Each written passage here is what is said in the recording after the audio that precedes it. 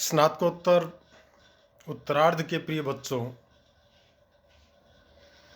आज हम कृदंत प्रकरण के पूर्व कृदंत में से णिनि, खश और क्वनिप इन तीन प्रत्ययों से संबद्ध जो सूत्र हैं उनकी व्याख्या करेंगे तथा उनसे संबद्ध जो भी उदाहरण हैं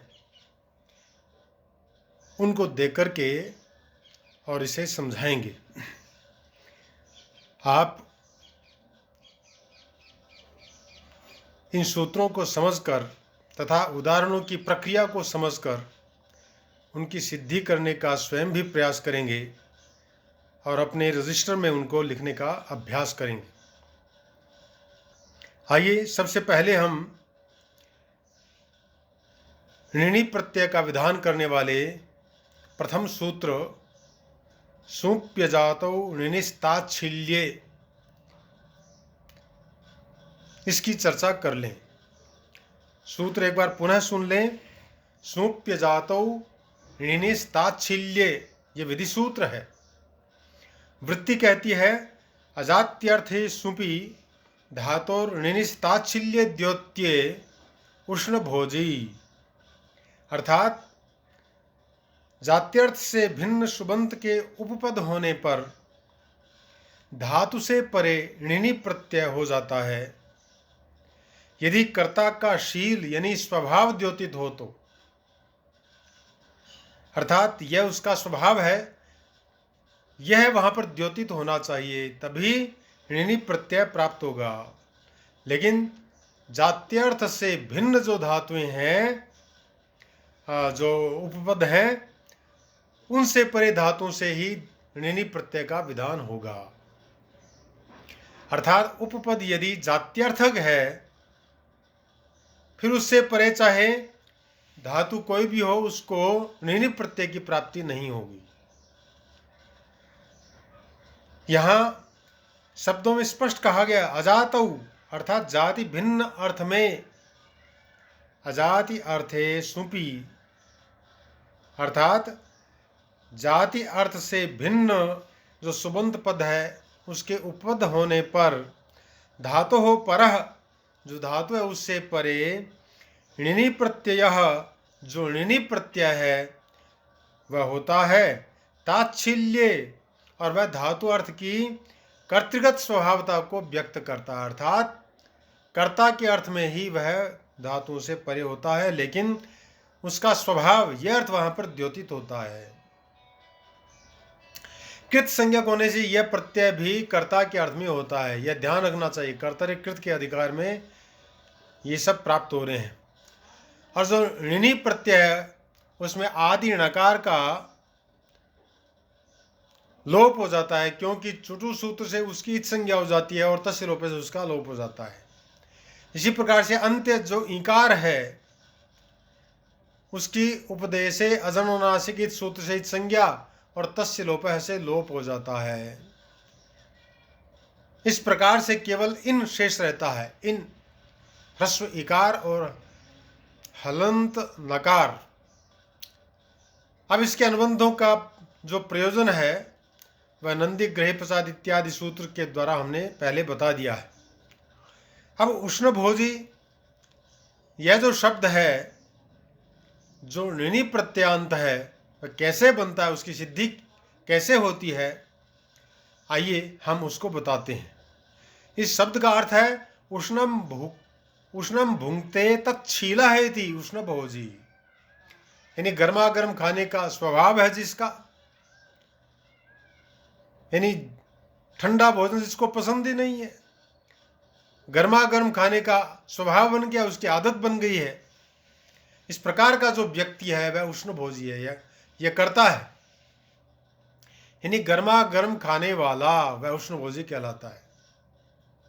तो यहां उष्ण कर्म के उपपद रहने के कारण से भुज धातु को कर्ता के अर्थ में सुप्यजातौ णिनिस्ताच्छील्ये सूत्र के द्वारा णिनि प्रत्यय की प्राप्ति हो गई, अर्थात उष्ण अम भुज णिनि ये स्थिति बन गई। अब यहाँ पर अनुबंधों का हम लोप कर देंगे। जो ऋणी प्रत्यय है उसके ईकार का और नकार का इच संज्ञा होने पर लोप हो जाता है, केवल इन शेष रहता है। तो उष्ण अम भुज इन ये स्थिति बन जाएगी। अब यहां पर चूंकि जो ऋणी प्रत्यय हुआ है वह कृत प्रत्यय है, इसलिए इसको कर्तृकर्मणो कृति सूत्र के द्वारा यहां पर षष्ठी विभक्ति की प्राप्ति हो जाएगी। तो उष्ण ngस भुज इन ये स्थिति बन जाएगी। अब पुगुंत लघु पदस्थ सूत्र के द्वारा उपधा को गुण प्राप्त हो जाएगा, यानी जो भुज धातु है उसके उकार को गुण होने पर ओ आदेश प्राप्त होगा। तो उष्ण भोज उष्ण ngस भोज इन ये स्थिति बन जाएगी। अब यहाँ पर उपपद मतिंग सूत्र के द्वारा उपपद समास की प्राप्ति हो जाएगी। तो कृत तद्धित समासास सूत्र के द्वारा उसकी प्रातिपदिक संज्ञा हो जाएगी। प्रातिपदिक संज्ञा होते ही सुपो धातु प्रातिपदिक सूत्र के द्वारा सुप यानी ngस का लोप हो जाएगा। तो उष्ण ngस भुज इन था, उसकी जगह पर उष्ण भुज इन ये स्थिति बन जाएगी, यानी ngस का लोप हो जाएगा, उष्ण भोज इन ये स्थिति बन जाएगी। ये स्थिति बनते ही यहाँ पर इसको हम मिला देंगे तो उष्ण भोजिन ये स्थिति बन जाएगी। ये कृदंत प्रातिपदिक बन गया है। प्रातिपदिक संज्ञा प्राप्त होने के कारण से इसको सु प्रत्यय की प्राप्ति हो जाएगी। उष्ण भोजिन सु, उष्ण भोजिन सु के उकार की संज्ञा होकर के लोप हो जाता है। उष्ण भोजिन इस प्रकार की स्थिति बन जाती है। तो यहाँ पर सकार का भी सु जो है उसका भी हलंग्याभ्यो जो इत्यादि सूत्र है उसके द्वारा सु का यानी सकार का लोप हो जाएगा। तो उष्ण भोजिन ये स्थिति यहाँ पर बन जाती है। अब यहाँ पर सु परे होने के कारण से शौच सूत्र के द्वारा उपधा को दीर्घ हो जाएगा, अर्थात उष्ण भोजिन यहाँ पर जी में जो ह्रस्व ई है उसके स्थान पर दीर्घ ई आदेश हो जाएगा, उष्ण भोजिन ये स्थिति बन जाएगी। उपधा को दीर्घ हो गया। अब क्या नाम नलोप है प्रातिपदिकांत से सूत्र के द्वारा उष्ण भोजीन के अंत में जो नकार है उसका लोप हो जाएगा। तो उष्ण भोजी यह रूप सिद्ध हो जाता है। यह है इसकी प्रक्रिया, अर्थात उष्ण भोजी शब्द जो है कैसे बना, यह पद किस प्रकार से सिद्ध होता है, इसकी यह प्रक्रिया थी। इसी प्रकार से बच्चों, जब जात्यर्थ से भिन्न सुबंत के उपद होने पर धातु से परे जो ऋणी प्रत्यय वह प्राप्त होगा, तो इसी प्रकार से रूप बनते जाएंगे। आइए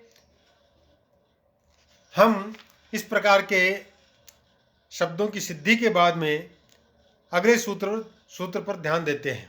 अगला सूत्र है मनः। यह भी विधि सूत्र है। मनः अर्थात सुपि मन्यते ऋणिः स्यात् दर्शनीय मानी, यानी सुबंत के उपपद होने पर मन जो धातु है उसे ऋणी प्रत्यय की प्राप्ति हो। ध्यान रहे मन धातु दो प्रकार की हैं। एक मन धातु मन ज्ञाने है जो कि दिवादिगण की है, तो इस दैवादिक धातु से ही यहाँ पर ऋणी प्रत्यय की प्राप्ति होगी। दूसरी धातु है मनो अवबोधने, वह तनादिगण की है, तो उसके तनादिगणीय होने के कारण से उसको इस सूत्र के द्वारा ऋणी प्रत्यय प्राप्त नहीं होगा। यह ध्यान रखने वाली बात है। और कृत संज्ञक होने से यहाँ पर जो ऋणी प्रत्यय वह कर्ता अर्थ में ही प्राप्त होगा, यह बात आपको ध्यान में है ही। और ऋणी प्रत्यय में जो णकार है ईकार है उनकी इच संज्ञा होकर के लोप हो जाएगा, तो इन शेष रहेगा। यह भी आपको हमने पहले बता दिया था। अब आइए आपको इसका उदाहरण जो है उसको समझाते हैं। उदाहरण है दर्शनीय मानी। दर्शनीय मानी में क्या है, इसका अर्थ क्या है? इसका अर्थ है दर्शनीय मन्यते इति दर्शनीय मानी, यानी सुंदर मानने वाला। यहाँ दर्शनीय कर्म के उपपद रहने के कारण से मन ज्ञाने धातु से मनः सूत्र के द्वारा णिनि प्रत्यय की प्राप्ति हो गई, अर्थात दर्शनीय मन णिनि इस प्रकार की स्थिति बन गई। अब अनुबंधों का हम लोप कर देंगे तो दर्शनीय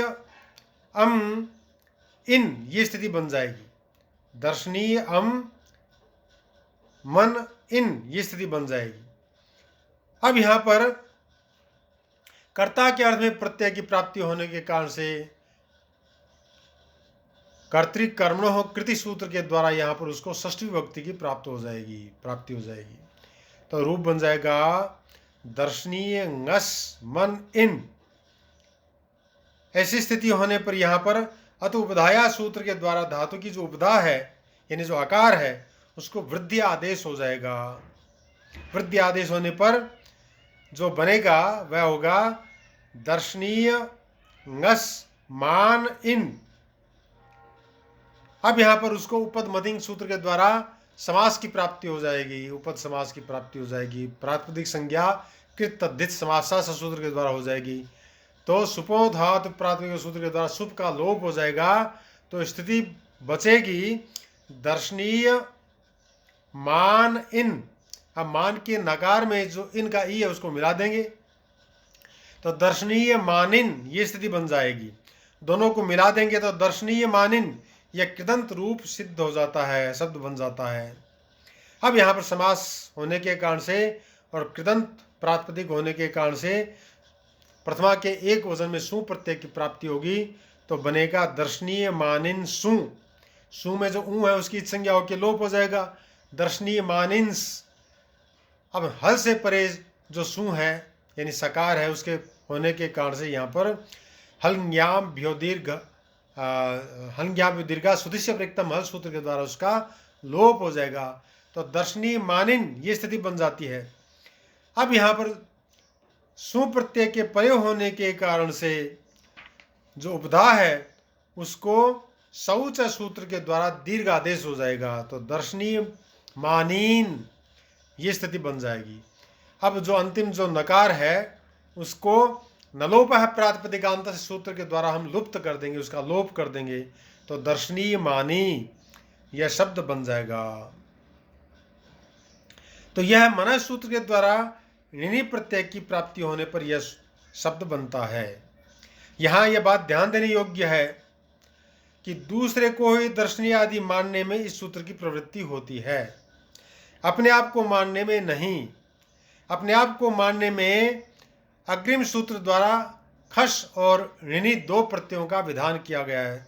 वह सूत्र आपको अब हम बताएंगे। तो इसलिए यहाँ समझ लें, इस सूत्र द्वारा सिद्ध किए गए दर्शनीय मानी जो पद है उसका प्रयोग इस प्रकार समझना चाहिए। दर्शनीय मानी देवदत्त से यज्ञदत्त है, अर्थात यज्ञदत्त देवदत्त को सुंदर मानता है। यहाँ पर स्वयं को सुंदर नहीं मानता है, दूसरे को सुंदर मानता है। इस प्रकार की स्थिति होने पर ही यहाँ पर इसको णिनि प्रत्यय की इस सूत्र के द्वारा प्राप्ति हुई है। अब आते हम अग्रिम सूत्र पर। वह सूत्र है आत्ममाने खश्च। यह भी विधि सूत्र है। इसका अर्थ है यदि मन धातु का कर्ता उस कर्म का भी हो तो सुबंत के उपद रहते मन धातु से परे खस प्रत्यय हो और णिनि भी हो, अर्थात खस प्रत्यय विकल्प से प्राप्त हो और पक्ष में उसको णिनि प्रत्यय की भी प्राप्ति होती रहेगी। कृत संज्ञक होने से ये दोनों प्रत्यय कर्ता अर्थ में ही होंगे और खस का अनुबंध लोप होने पर अशेष रहता है, यानी खकार और शकार की संज्ञाओं के लोप हो जाएगा और ऋणी में इन शेष रहता है। ये पहले ही आपको हमने बता दिया है। तो आइए हम उदाहरण की ओर चलते हैं और वृत्ति सूत्र को स्पष्ट करते हुए कहती स्वकर्म के मनने वर्तमानान मन्यते है सुपि खस्यात्, अर्थात जैसे पंडितम मन्यः और पंडितम पंडित मानी ये दो शब्द बनते हैं। तो पंडितम मन्यः और पंडितम मानी, यहाँ पर वास्तव में ध्यान देने वाली बात यह है कि वह स्वयं को ऐसा मानता है इस कारण से यहाँ पर आत्माने खस सूत्र के द्वारा खस प्रत्यय की प्राप्ति हुई है। तो पंडित मन, पंडित ये कर्म कारक का उपद है, इसके परे धातु मन है। तो ऐसी स्थिति होने पर यहाँ पर अपने आप को पंडित मानने के कारण से यहाँ पर आत्म माने खस सूत्र के द्वारा खस प्रत्यय की प्राप्ति हो गई। खस में शकार की और खकार की संज्ञाओं के लोप हो गया, ये शित है। तो इस शित प्रत्यय के परे अनुबंधों का लोप कर दिया तो ए बचा, यानी पंडित मन खस ये था पहले, अब हो गया पंडित मन अ। अब कृत संज्ञक प्रत्यय के परे होने के कारण से इसको षष्ठी विभक्ति की प्राप्ति हो गई कर्तृकर्मणों कृति सूत्र के द्वारा। तो पंडित ngस मन अ ये स्थिति हो गई। अब शित प्रत्यय परे होने के कारण से, यानी जो खस प्रत्यय वह शित है, इसलिए तिंशित सार्वधातुकम सूत्र के द्वारा सार्वधातुक संज्ञा होने के कारण से कर्तव्य शब्द के द्वारा सब प्रत्यय की प्राप्ति होती है। लेकिन दिवादिभ्य शन सूत्र के द्वारा यहाँ पर शन प्रत्यय हो जाता है। तो पंडित ngस मन श्यय अ ये स्थिति बन जाती है। अब शय के अनुबंध शन के अनुबंधों का भी हम लोप कर देंगे। नकार के हलंत्यम से संज्ञा, शकार की लशक को तद्धिते से संज्ञा, लोप हो गया, केवल यह शेष रह जाता है। तो स्थिति बन जाती है पंडित ngस मन य अ। अब यहाँ पर शन का भी अंत में अ है और खस का अ बचा हुआ है ही। तो इन दोनों के स्थान पर अतो गुणे सूत्र के द्वारा पर रूप गुण आदेश हो जाता है, अर्थात आगे वाला अ रह जाएगा। तो स्थिति बन जाएगी पंडित ngस मन आधा यह जो है उसमें आगे वाला अ जो है उसको हम मिला देंगे, तो यह यानी पंडित मन्य ये स्थिति बन गई। पंडित ngस मन्य, अब ये स्थिति होती है यहाँ पर इसको उपपद मतिंग सूत्र के द्वारा समास की प्राप्ति, प्रातिपदिक संज्ञा, सुप का लोप होने पर बना पंडित मन्य। हाँ, दोनों को हमने मिला दिया तो पंडित मन्य। लेकिन दोनों के मिलाने से पहले यहाँ पर जो पंडित शब्द है ये अजंत पूर्व पद है, इस कारण से अरुद्दिशद अजंतस्य मुम सूत्र के द्वारा यहाँ पर मुम का आगम हो जाएगा दोनों के बीच में। तो पंडित मुम मन्य ये स्थिति बन जाएगी। मुम के मकार और उकार की इस संज्ञाओं के लोप हो जाएगा, केवल आधा मैं बचेगा। तो पंडितम मन्य ये स्थिति बन जाएगी। दोनों को मिला देंगे तो पंडितम मन्य यह प्रातिपदिक बन जाएगा, इसको सु की प्राप्ति हो जाएगी, सु का ऋंत विसर्ग होकर के और पंडितम मन्यः यह शब्द बन जाएगा। तो प्रिय बच्चों, इस प्रकार से आत्मा ने खस सूत्र के द्वारा स्वयं को अगर कोई पंडित मानता है तो उसको खस प्रत्यय की प्राप्ति होगी। स्वयं को पंडित नहीं मानता है, ऐसी स्थिति होती है तो उसको विकल्प पक्ष में जो ऋणी प्रत्यय है वह प्राप्त होता ही है। तो वहां इसी शब्द को लेंगे तो वहां पंडित मानी ऐसा शब्द बन जाएगा। तो सार यह है कि यदि अपने आप को माना जाए दूसरे को